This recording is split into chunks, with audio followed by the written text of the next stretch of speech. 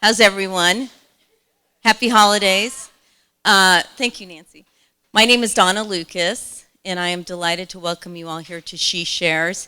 And I'm really excited because I had the good fortune 2 years now ago to sit down with the smart and talented Karen Breslaw and Tina Thomas, who's here, and Karen Skelton, who's not here, and the Dewey Square team. And we had this great idea to get our girlfriends together and some of our guy friends, and to listen and put together programs with really smart women who could really tell some great stories about how they got to where they are. And we are now into our 8th program, and I'm really excited. It's been 2 years, and it's been incredibly successful. So thank you.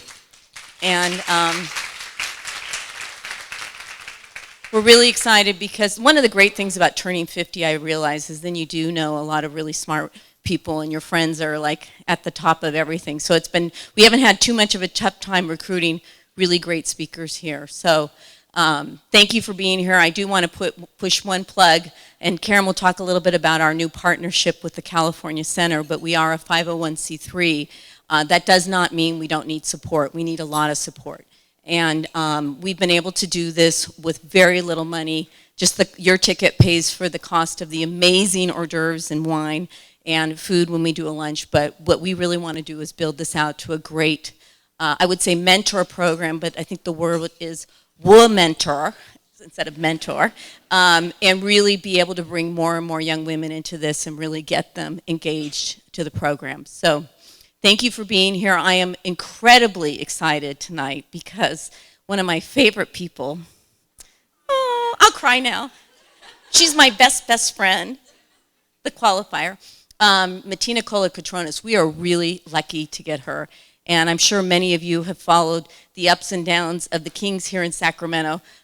She has been on the whole ride the whole time, and has done a phenomenal job, and is, as Karen will describe, one of the top women in the NBA. And I've seen her firsthand doing the work where she is the only woman in the room, and she's phenomenal.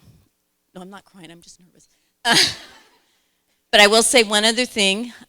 She's not only a phenomenal executive, but she's also a mother, a sister, a daughter, a fashion consultant, a hairstylist, a designer, a shrink. She just does about everything, but she's a great best girlfriend, so we're really delighted to have you. Thank you for doing this.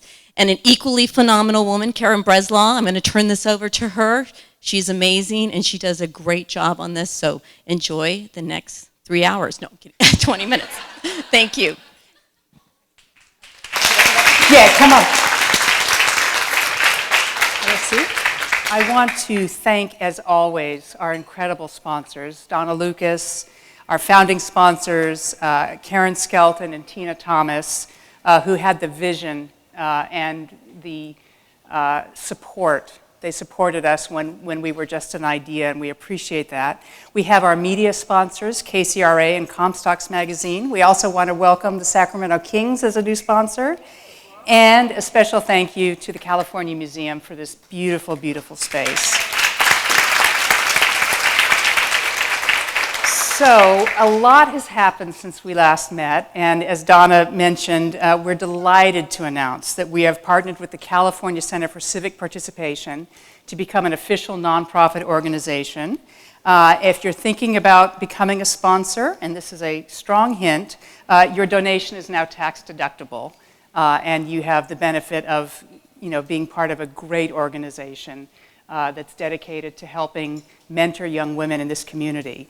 And as a local nonprofit in the youth and civic engagement, the California Center is going to work with the Dewey Square Group to expand the mentoring program.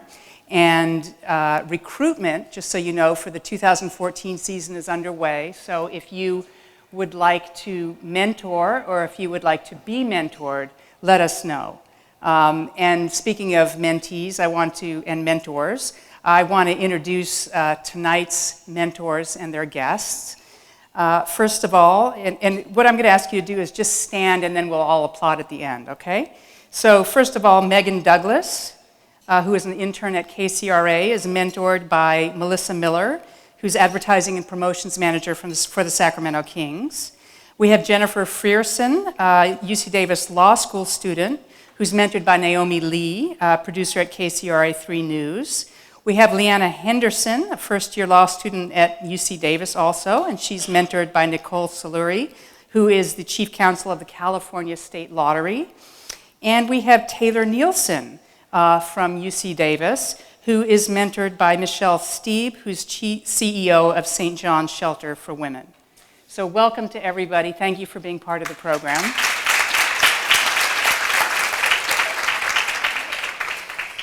And now to tonight's guest, our very patient Matina Kolokotronis, who is president of business operations for the Sacramento Kings, the only woman in the NBA to hold this position.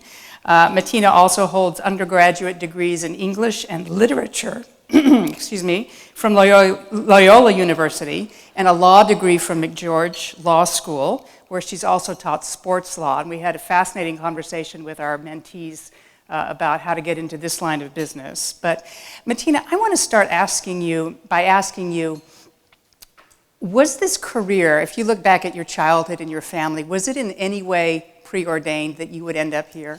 No, I come from a very traditional Greek family, and I don't think that anywhere when I was growing up that this was even in my wildest dreams or imagination. So growing up, tell us more about your Greek family.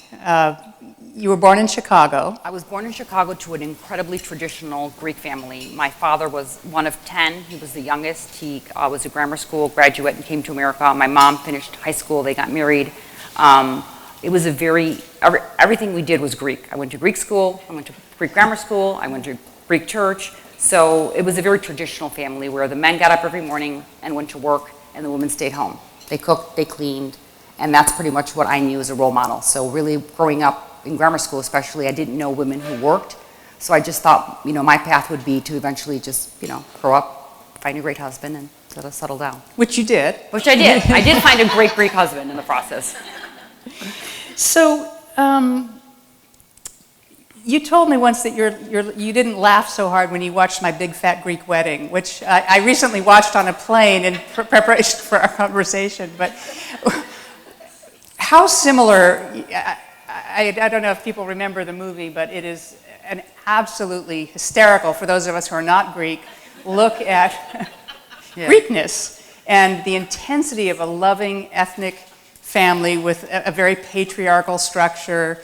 But how much was your life like the family in My Big Fat Greek Wedding? I grew up was born and I grew up in a duplex with my dad's siblings. So there were 6 families in the same apartment complex, and I had 25 first cousins, and all of them were called Eleni and Dimitri. All of them. So I remember when the first time I saw My Greek Wedding, I didn't get it. I'm like, why is everybody laughing? I mean, after a few times I got it, but I really felt bad for her because she was so trapped in a situation, and there was no expectation for her to do anything or go anywhere, and I was like, that's just so sad.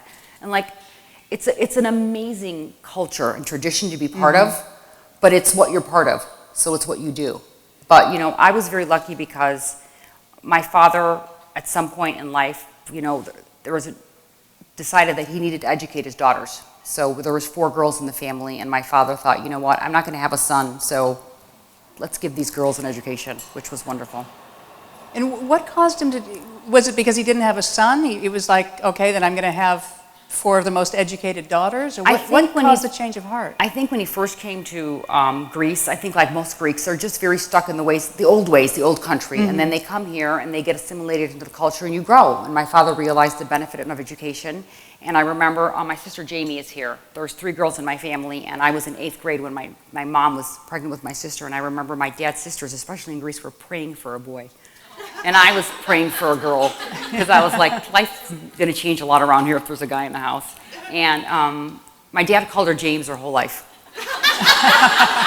And after James was born, my dad decided that, you know what, he kind of came to it slowly, but at that point he was like, I'm going to educate these girls and they're going to do whatever they want. And then all of a sudden he decided we all were going to become lawyers. So he would just be like, you've got to go to law school, you've got to go to law school. And my dad was a strong person, so we all went to law school as a result of it, which was a great thing.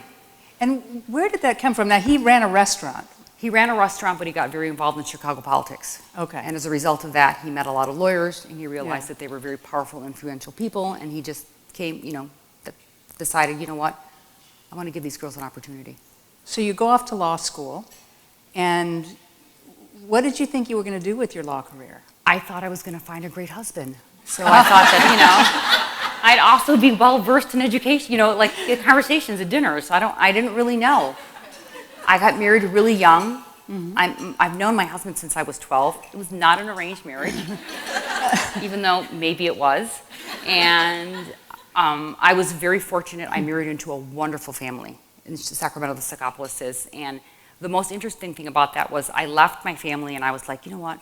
These people, they're always together. Which I loved, but I was like, I want something different. And I came to Sacramento, and the first thing I did was like move in with the Sacapoulises and spend like every single day with them. So it's a wonderful, comforting thing to have family the way the Greeks do. It really is, in tradition. Did you grow up with women role models, or did you find them? How did you find the women in your life who helped guide you to where you are today? I could honestly say, growing up, I did not know any women that worked. Mm-hmm. And that was not the role that I was going to take in life. But I did go to law school, and I got married, and I had children. And then when I graduated from law school, I wasn't really ready to have a child yet, because I still thought it was, I wanted to work and see what that was like. And I went to work for Nancy Miller, who I think is here today. Are you and Nancy? There she is. Yay! There she is. And I remember when I went to the office, and I was like, Nancy was a partner at the law firm, and she was married, and she had 2 children, and she was so happy and so well balanced, and she did everything. And she was like, granted, at 3 o'clock her kids would always call because they never knew where she was, but aside from that, she was amazing. And I was like, you know what, maybe I can do this. That was like the first step. So it took, and I think one of our previous guests, Kamala Harris, talked about this, but you can't be what you can't see. Right. So it really mattered. It kind of opened my eyes, and I was like, wow, I could probably, because I love being a mother, and I love having children. I didn't really understand if you could balance that with work. So that's a challenge for us as women, I think. Especially when your children are young, it's hard to do both. Right. So you're practicing law, and one day the phone rings, and that's the beginning of your relationship with the Sacramento Kings. Tell us about that. Right, so at the time I had a 3-year-old and a 1-year-old, and I was on maternity leave with my 3rd child, which Nancy Miller was like, you're never going to come back after that one. So I took some extra time off, and it was, I think, in July, and the phone rang, and I was like, hello, and it was like, is this Matina Kolokotronis? And I was like, yes. Are you a lawyer? I'm like, yes. And he'd identified himself as from the Sacramento Kings, and he's like, and I was thinking, are they trying to sell me something? Because Jeff Petrie talks so slow, and every time he would say the general something, manager of the Kings at the time, right? He would pause, and I was like, and then he finally got to like, are you a Greek lawyer? And I said, yes. And he's like, can you help us? We drafted a Greek player. His name is Peja Stojakovic, which I was like, that's not a Greek name. And you've made a mistake. And then he said, would you be willing to translate his contracts and help us with it? And I was like, all of a sudden, like a light bulb went off in my head, and I was like, oh my God, 8 years of Greek school is finally paying off. So I was like, sure. And I feel like that's part of life. Like I'm the kind of person who goes all in. So maybe like if I'd been a little bit more hesitant, if you're sitting home pregnant, 6 months pregnant with a church child, and somebody's calling you about a player contract, had I known what I was getting myself into, I might have been a little bit more reserved. But Nancy was amazing at the time. She was like, you got to do it. It's going to be great. I'm going to help you. And then 2 months into it, I was working like full time on the Peja contract, and they were trying to get us to do litigation in London. And I was like, I don't know how in the hell I'm going to go to London. And Nancy was like, you're going to go to doctor, you're going to get a notice, I'm going to go with you, you're going to be fine. I was like, okay. And it ended up I didn't have to go to London, but I was kind of all in. So if we're thinking in terms of advice for the young women who are here today, this really came out of the blue, and you took it and you capitalized on an amazing opportunity that wasn't so clear at the time where it was going to take you. Right, so I think you just need to be open to stuff. Like I think when Jeff called, obviously I didn't really know a lot about the NBA, but I'm very adventurous. And I think I was thinking back to when I was young, and I remember holidays, the woman would always like do all the cooking and all the cleaning and preparing everything. And it's amazing. Like if I think now, there's probably like 10 Iron Chefs living in my neighborhood. They're all my aunts.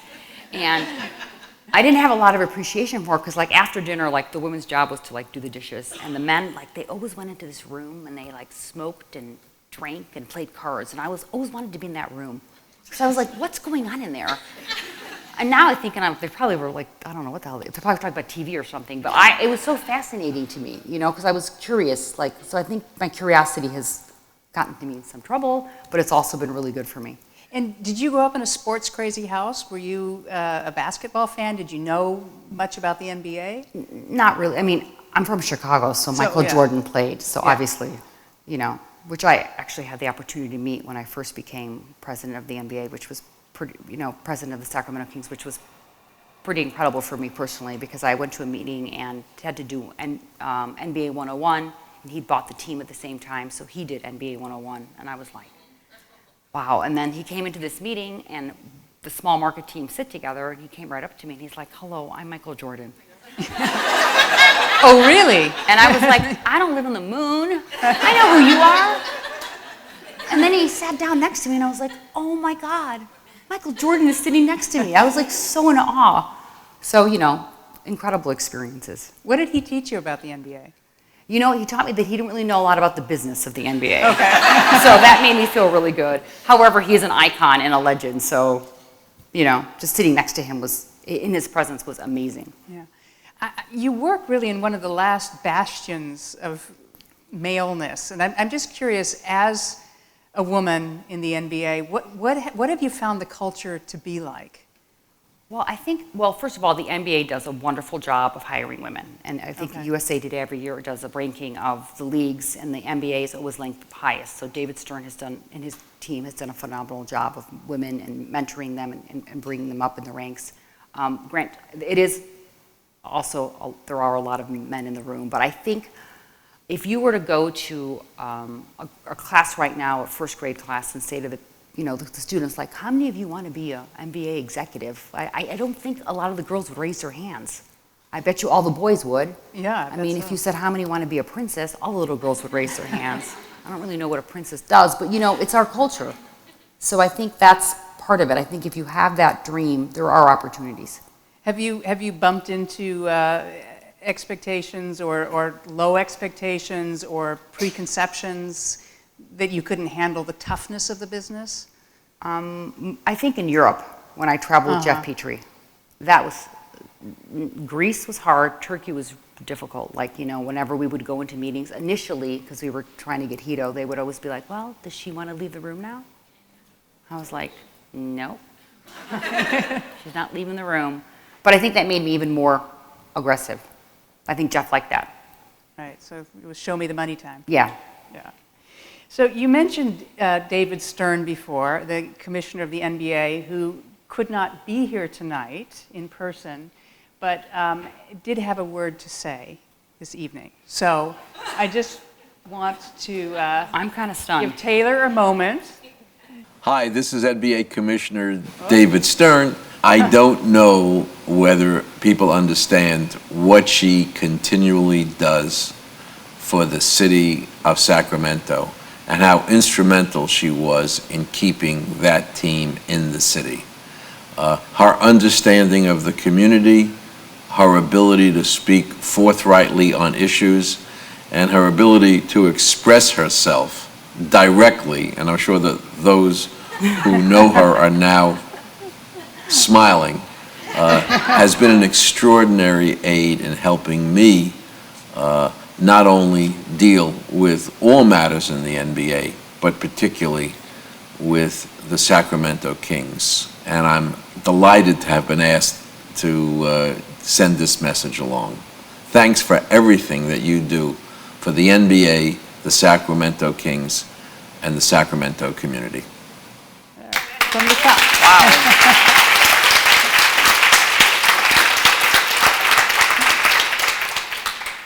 Can I get a copy of that? Yeah. Just so you know, your pal Karen Skelton worked that out. Wow. She's That's pretty... the queen of the surprise video greeting.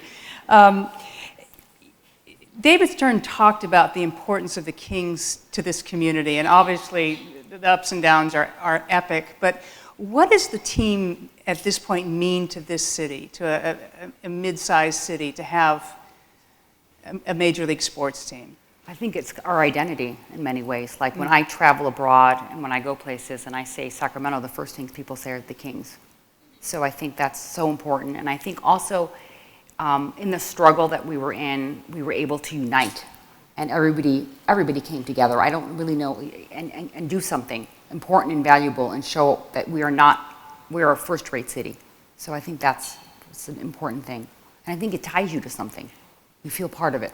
And was there a time in all this back and forth where you thought the team's not going to stay, we're not going to make it? Yeah, it was a roller coaster. So there were a lot of different things going on behind the scenes. So you didn't. I was fortunate enough that I have a good relationship with the NBA, and I knew that they were going to let the process. But we didn't know, to be honest with you, sometimes, and it was hard. But the one thing I tried to do was just keep my mind as to what do I need to do today, because I couldn't control certain things that were going on around me. Right. So I want to get into the advice part of our conversation. Your story is so unique. It's hard to imagine somebody being a Greek lawyer and getting a call from somebody looking for a Greek lawyer.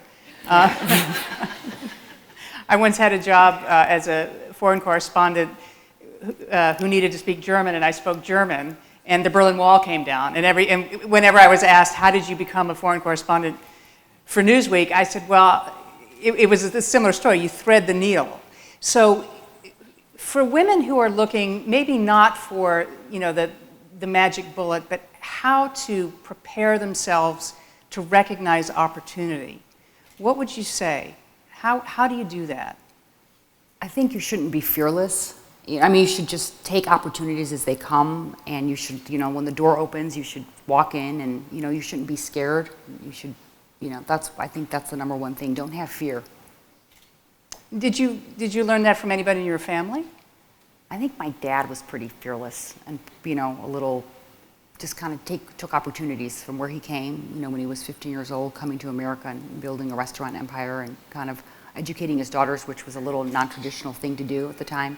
Now it's not so much. Right. Like the Greeks have come a really long way. There's so many, like all of the Greeks that I know now want their daughters to be educated. It was a different time back then. Was it scandalous at the time that all of you were going to law school and not so much, but like in my mom's generation, my mom comes from a family of 4, and the only one that actually got an education was her brother. The rest of them just graduated from high school and then got married. And she went to work late in life? Later in life, when my father, when all of us went to school, she found herself bored, and she's very, very, very bright. She has the bright gene in the family, we say, and she decided to go to work. Great. Okay, good. Well, you have successfully made it through almost all of She Shares, but we have a little tradition here where we ask our 10 questions. So you don't have to pause. These are just sort of top of mind. Okay. Okay. What profession other than your own would you like to attempt? I'd like to be a dancer. Not now. In the past. In the past, a dancer. Okay. If you could have one superpower, what would it be? The power to heal. Beautiful. If you had to describe yourself in 3 words, what would they be? Fun, maybe a little aggressive, and happy. Great. What advice would you give your 18-year-old self? I think in life you think you're like climbing, you want to get to the top of the mountain, and all of a sudden you get to the top of the mountain and you realize there's like 100 more mountains to climb. So like enjoy the climb because it doesn't end. What are the advantages of getting older? Wisdom and not being so, you don't stress out so much about the little things. What book are you currently reading? Oh my God. Or magazine? Does Vanity Fair count? We're going to get to that. I love Vanity Fair. Name one woman, past or present, who's inspired you. Hillary Clinton. Hillary Clinton, okay. What do you wish you had more of? Time. Bingo. Name one thing on your bucket list. I want to go to Jerusalem next year. My girlfriends. Okay. And what is your guilty pleasure? Dark chocolate? I don't know. Okay. Good. Well, I want to thank you, Matina, for this conversation, and it's a good time to open it up, and we would love to hear your questions. So let's see, Allie, are you going to have the microphone? Great, Allie's got the microphone. So why don't we just start? Anybody have a question for Matina? Hi, Matina. I'm Krista. I'm from the California State Teachers Retirement System, but I love everything that you're saying, and one of the questions that's been resonating with me, it kind of goes along with what you were told in Turkey when they said, well, when's she going to leave the room? But growing up, being from the culture that you're from, where women kind of had a predisposed area where they were supposed to be in, how many times were you told, no, you can't do that? Or, oh, she's never going to succeed, and faced with a lot of negativity, and how did you overcome that? I don't know if it was so much, no, you can't do that. It was just the role model that was presented to me. And my parents were very open to when we wanted to do things. You know, they didn't say no. Mm-hmm. You know, my dad did have this thing about us being lawyers, which I think just kind of got stuck in his head and happened. You know. What kind of law do your sisters practice? My sister, one of my sisters works for this Chicago County, and she does budgeting. Okay. And then my third sister is the attorney for the Illinois Sports Financing Authority. And my younger sister, who's here, works at Mercury Insurance. Mercury Public Affairs, and she's going to work to the AG's office to be a writer. Wonderful. Okay. Good. Okay. Any more questions for Matina? Hi, my question is, was there any time in your career that you really felt like you were in a situation in a room full of men and you're like, I'm a woman, like I'm the only woman here, and that it brought you a different perspective? Well, I think as a woman sometimes you have like a strong maternal instinct. So I think like, I'll remember when we were in Turkey and everybody was worried about like getting Hito to give the money to the team and how we, like really the contract part of it, and I was mostly worried like, oh my God, what are we gonna do with this 19-year-old when we get him to America? He doesn't speak any English, he doesn't have any place to live, you know, so that kind of kicked in at that point. I don't think anybody else had that view. And what did you do? I brought him home.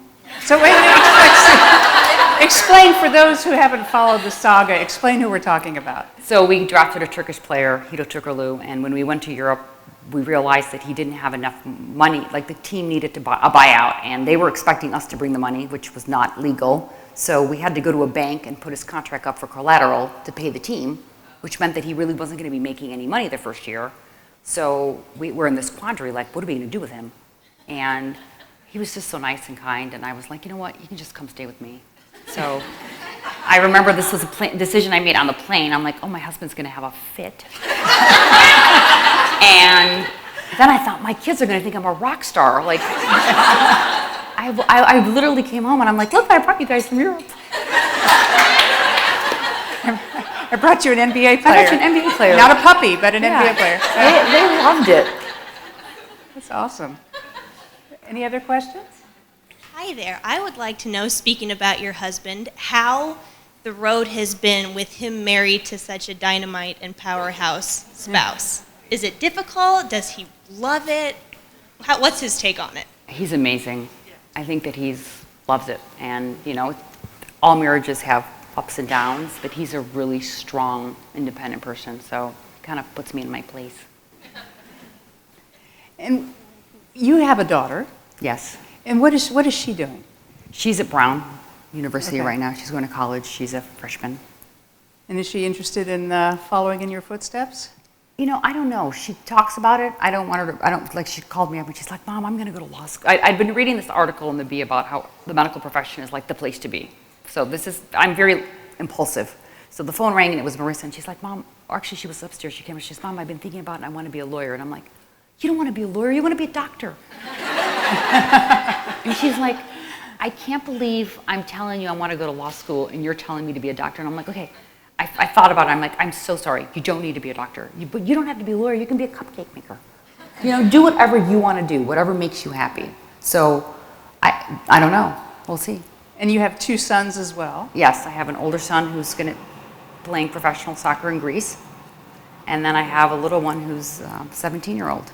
So it's a lot, but I work part-time, and now I'm working full-time. Right. And I'm also really lucky because we have a wonderful organization, and one of our vice presidents is here, Donna Ruiz, who's the vice president of human resource. She's amazing, and in the transition, we were able to get one of the best executives at the NBA, Chris Granger, to come in and lead the arena effort. So Yay. he's amazing, and his wife is here too. So speaking of the new arena, just tell us how it's going and what to expect and what the city's going to be like when it's built. I think it's going to totally transform downtown Sacramento. It's going to be at K Street Mall, and it's going to be, the biggest, brightest, best arena in the world. So, How many will it seat? about 17,000. Nice. Very nice. And that'll be ready next? 2016. Okay, so 2 more years. Okay. We're just wishing. Yeah. There's a question. Jane, go ahead. Allie will bring you the mic.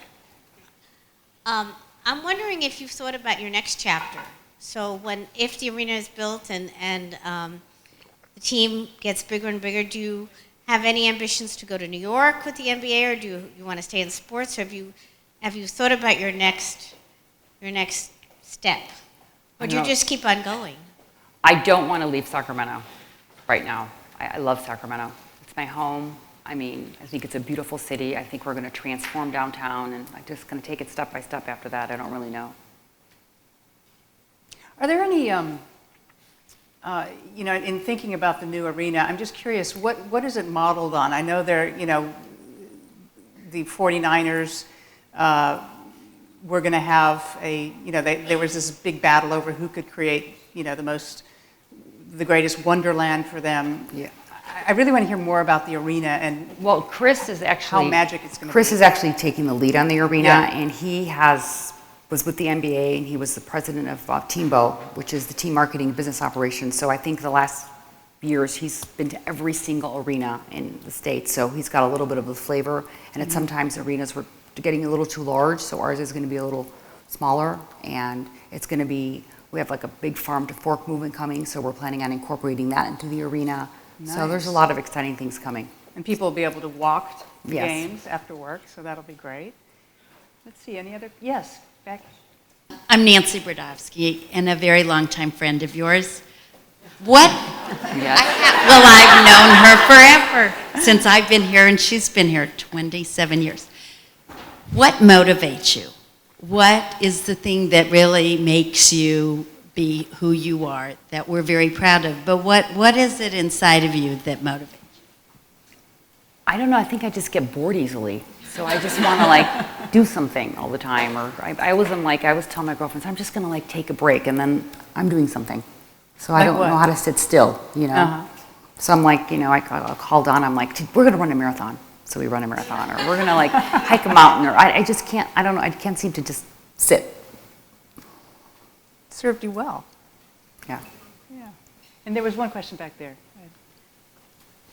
Hi, my name is Julia Johnson. I'm also at UC Davis Law School, and I know that you said that when you had your first 2 children, you were still working in a law career, and I was wondering how it was working with young children and what advice you have for those of us here that maybe are going to be starting a family after law school, or, anything.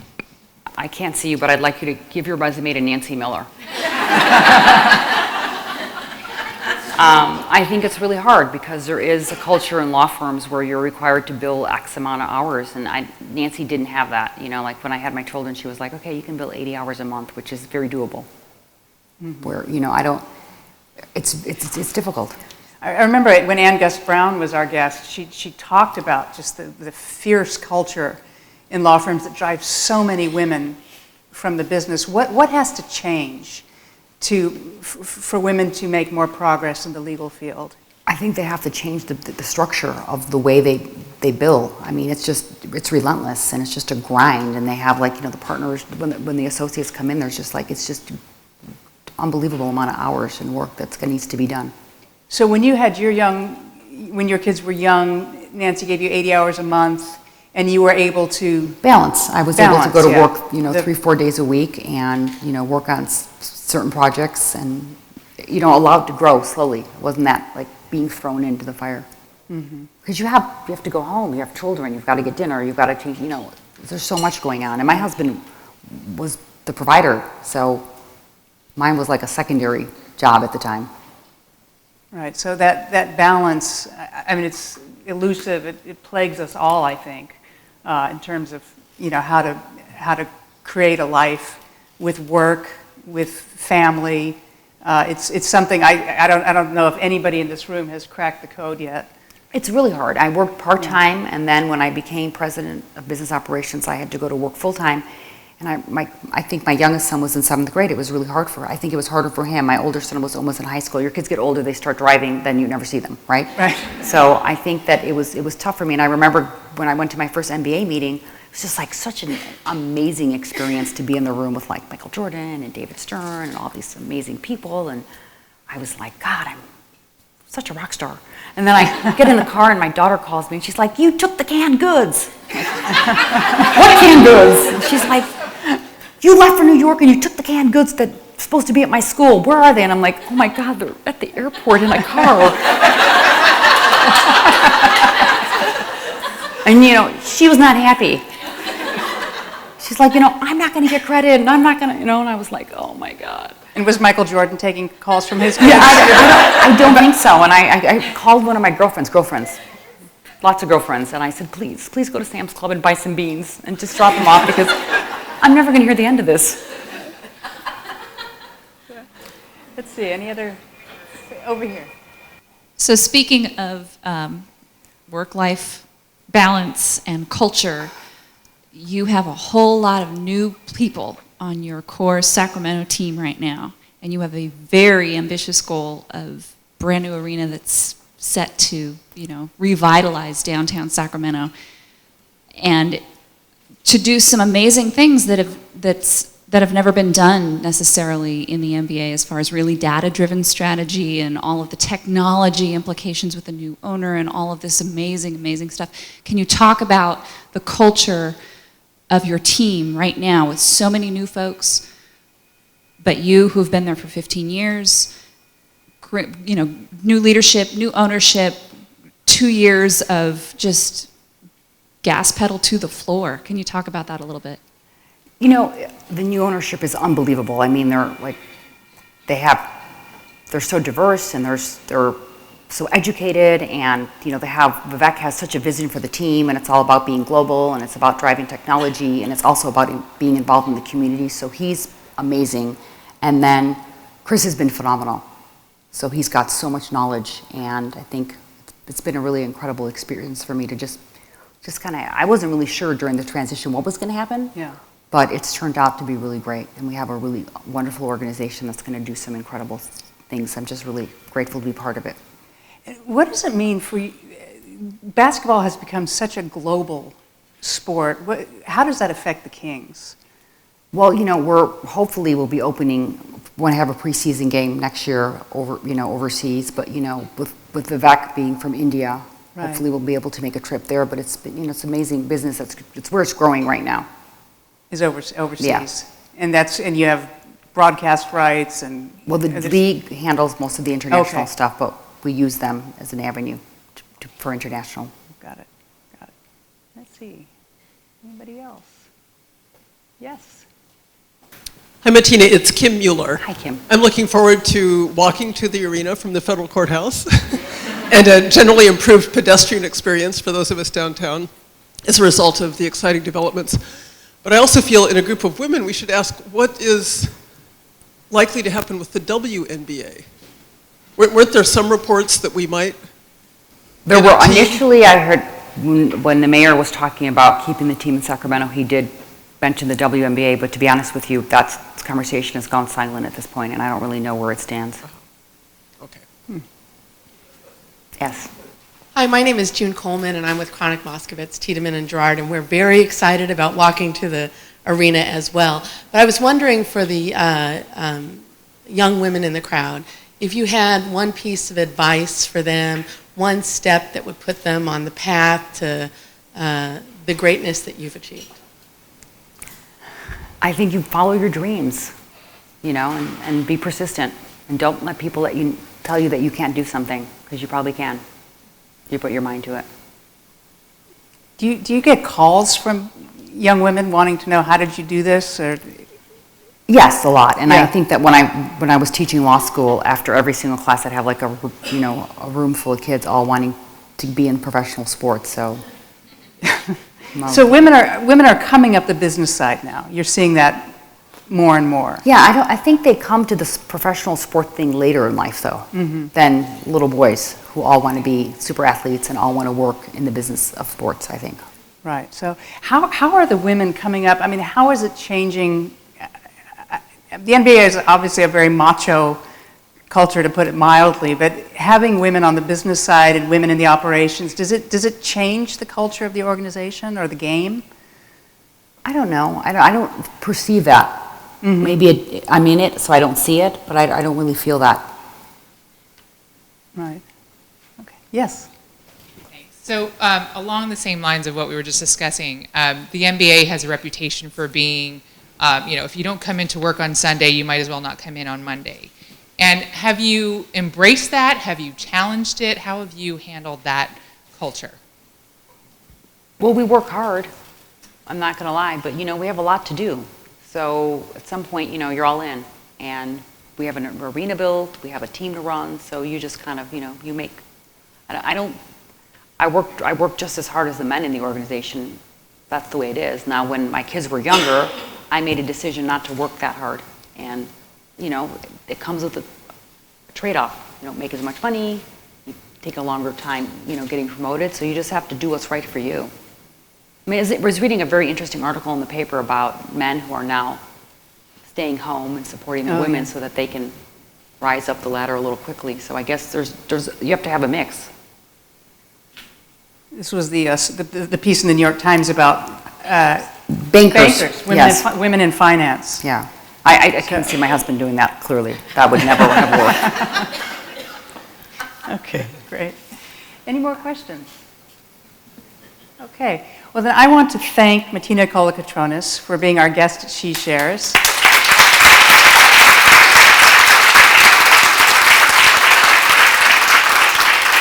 And I also want to take a moment to thank my colleagues, the incredibly hardworking crew from the Dewey Square Group, led by Taylor Greenberg, by Tamara Torlix and Julia Wright. They put these events on 4 times a year. It is a labor of love, but I'm going to stress the word labor. And we really appreciate what they've done for us. Thank you.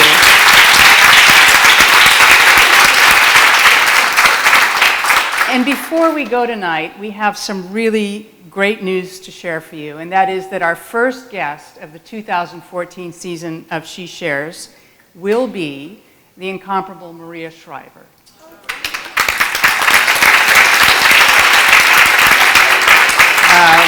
Maria, as you know, has great responsibility for this building that we're sitting in. Maria is a journalist, author, and activist. She started an amazing new chapter of her life, and she'll be here to tell us more about it. This event, I just want to warn you, is coming very soon.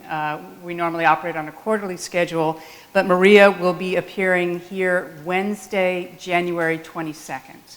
It'll be a midday event, so mark your calendars and look for an email next week that will announce the ticket sales.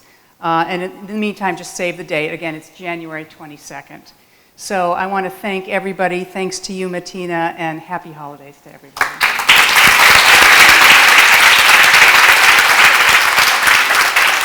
Thank you. It was wonderful. Thank you.